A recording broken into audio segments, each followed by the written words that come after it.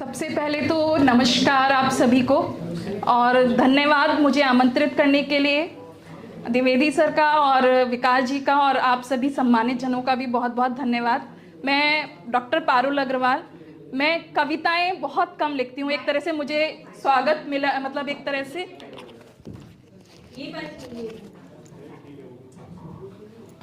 से आज ही मेरी एक मंच के थ्रू इस मतलब शुरुआत हो रही है, एक नवांकुर जिसे कह सकते हैं। हाँ,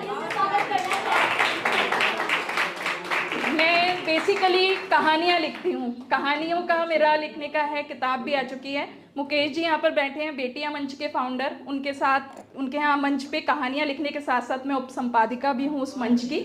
तो अभी तो ज़्यादा टाइम नहीं लूँगी, सर ने बोला है 5 मिनट और मैं नाम के आगे अग्रवाल लगाइए। मैं गुरु मूवी का एक डायलॉग बोल देती हूँ कि बनिए इंसान का, उसमें अभिषेक बच्चन ने बोला था कि समय की कीमत हम लोग बहुत अच्छे से करना जानते हैं। तो ज़्यादा समय नहीं लूँगी, छोटी सी 2 क्षणिकाएँ हैं जो मैं आप लोगों को सुनाऊंगी और कोई गीत के रूप में नहीं है, सिंपल कविता है। आशा करती हूँ आप लोगों को पसंद आएगी।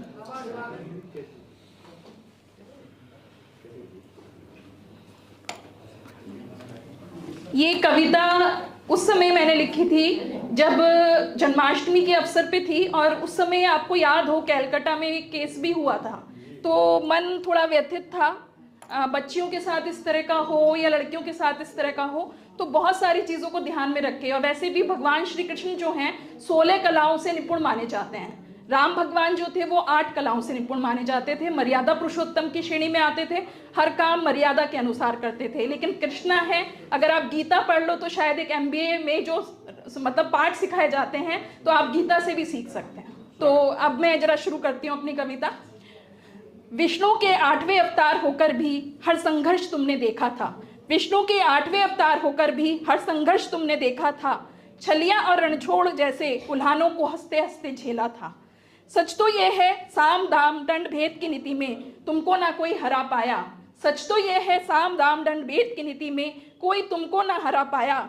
अधर्म के ऊपर धर्म की ध्वज पताका का परचम तुमने ही था लहराया। हसनापुर की राजसभा में जब शकुनी कौरव कर रहे थे अठास। हसनापुर की राजसभा में जब शकुनी संग कौरव कर रहे थे अठास। भीष्म जैसे दिग्गज भी जब रख ना सके थे अपनी कुलवधू का मान। भीष्म जैसे दिग्गज भी जब रख ना सके थे अपनी कुलवधू का मान। तब तुमने ही सखा धर्म निभाकर पांचाली का वैभव बचाया था। तब तुमने ही सखा धर्म निभाकर पांचाली का वैभव बचाया था। सुदामा के कच्चे चावल को भी प्रेम से भोग लगाया था। प्रेम से भोग लगाया था। कुरुक्षेत्र के रण में जब मोह में फंसे थे अर्जुन। कुरुक्षेत्र के रण में जब मोह में फंसे थे अर्जुन। गीता सार सुनाया था। विनती है माधव अब, विनती है माधव अब, पुनः एक बार आ जाओ, पुनः एक बार आ जाओ। अनैतिकता में जकड़े संसार को फिर से ज्ञान का मर्म समझा जाओ, फिर से ज्ञान का मर्म समझा। एक छोटी सी क्षणिका और है। जैसे आजकल सर्दियों के दिन चल रहे हैं और हमारे ज़माने में और अब के ज़माने में थोड़ा फ़र्क आ गया है। बच्चों को हर समय मैं मोबाइल में मतलब देखती हूँ कि वो सब लगे हुए हैं मोबाइल के अंदर। कई बार बहुत दुख भी होता है। मैं कॉलेज में असिस्टेंट प्रोफेसर भी हूँ। आज की पीढ़ी अपना सारा टाइम मोबाइल में बिताती है। खैर हम लोग भी बिताते हैं, लेकिन उस समय क्या होता था, सर्दियों की जब धूप निकलती थी मम्मी लोग एक साथ बैठते थे, उनकी अलग बातें होती थी। उस पर ये छोटी सी कविता है, बहुत छोटी सी है, ज़्यादा समय नहीं लूँगी। एक टुकड़ा सर्दियों की धूप आज फिर मेरे अंगना आई है। एक टुकड़ा सर्दियों की धूप आज फिर मेरे अंगना आई है। यादों का एक झरोका फिर अपने संग बटोर लाई है। यादों का एक झरोका फिर अपने संग बटोर लाई है।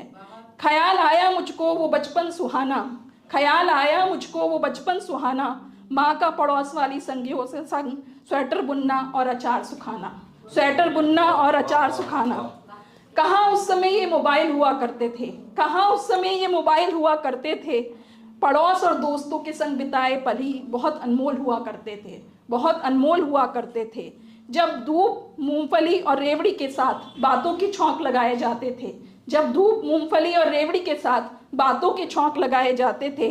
मक्का की रोटी सरसों का साग सब मिल बांट कर खाए जाते थे। मक्का की रोटी सरसों का साग सब मिल बांट कर खाए जाते थे। काश दिन पुराने वो वापस आ जाएं। काश दिन पुराने वो वापस आ जाएं, रिश्तों में जमी बर्फ और नमी भी सर्दियों वाली धूप की भांति छट जाएं, सर्दियों वाली धूप की भांति छट जाएं। बहुत बहुत धन्यवाद मुझे सुनने के लिए। आप लोगों की तरह गीत गाकर मैं कविता नहीं बोल पाई, अभी शुरुआत है तो शायद आगे गा सकूं।